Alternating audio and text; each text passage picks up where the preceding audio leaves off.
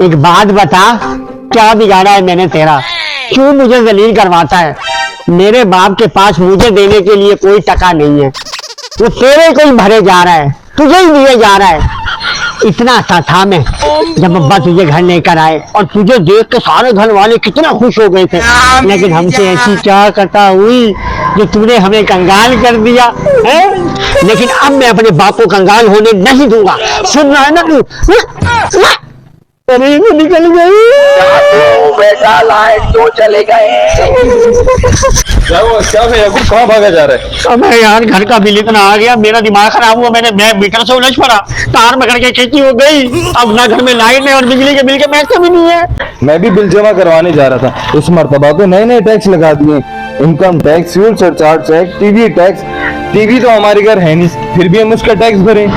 वो रेडियो हमारा परदादा सुनता था, उसके टैक्स भी आज तक हम भरें। और क्या? मुझे तो लगता है जो पूरे महीने जो हमने सांस लिया उसके टैक्स भी हमें भरना पड़ेगा। क्या करें, हम रहते ही ऐसे मुल्क में। भाई गरीब टैक्स भी दे और बिजली भी महंगी ले। मजे हैं तो सरकारी अफसरों के, जो टैक्स भी ना दें और बिजली भी मुफ्त लें। क्या ये खुला तजाद नहीं? यहाँ गरीब के लिए कानून और है और अमीर के लिए कानून और। ठीक कह रहे हो आप। ऐसा करते हैं कि अपने एमपी के पास चलते हैं। पिछली मर्तबा आए थे, उन्होंने बहुत सारे वादे किए थे हमसे, अब तो इलेक्ट हो गए, अब तो और हमारा ख्याल रखेंगे। चलो उनके पास चलते हैं। चलो। इतना बिल? 20,000 रुपए तनख्वाह है और 18,000 रुपए बिल। ऐ मेरे मालिक, मैं क्या करूं? बच्चों की फीसें भी देनी है, 2,000 रुपए में महीना कैसे चलेगा? मैं इस जिंदगी से तंग आ गया हूं बिल्कुल ही। क्या करूं मैं और कहां जाऊं?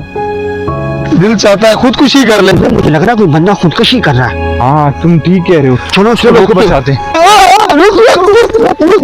कहाँ जा रहे हैं? छोड़ दो मुझे यार, मुझे जाने दो। क्यों, ऐसा क्या हुआ है? ये बिल ही है फसाद की जड़।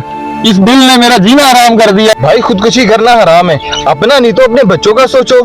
हम भी अपने बिल का रोना लेके एमपीए के पास जा रहे थे, आप भी हमारे साथ चलो, आ जाओ।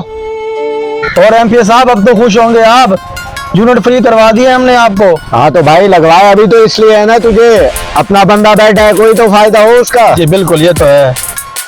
एसपीओ साहब ये देखो, ये 25 एकड़ रकबा खरीदा है, इसमें भी बिजली का इंतजाम करवाएं। हो जाएगा इंशाल्लाह, यहाँ बिजली का मसला भी हो जाएगा। हमारी प्रमोशन आप कब करवा रहे हैं एमपी साहब? आपकी प्रमोशन ये काम होते ही जल्द हो जाएगी। तो इंशाल्लाह ये जल्द हो रहा है आपका काम। क्या वो फोन क्यों नहीं उठा रहे हैं एमपी साहब, क्या हो गया? यार इस महीने जो बिजली के बिल आए हैं, हर बंदा फोन पे फोन कर रहा है। आपका ऑफिस छोड़ के हमारे डेरों का रुख कर लिया इन्होंने। कल तक हमारे पास भी यही सूरत हाल थी, फर्स्ट एहतजाज कर रही थी आवाम। यार एक तो फोन नहीं उठा रहे ये लोग। वो देखो, वो ने। आओ चलते, चलो। ओ यार, ये तो यहाँ भी पहुंच गए। ये लो एमपी साहब, ये कारनामे हैं आप लोगों के वोट देने के नतीजे ये निकल रहे हैं। कहाँ जाएं हम जैसे गरीब लोग इस बिल को लेके।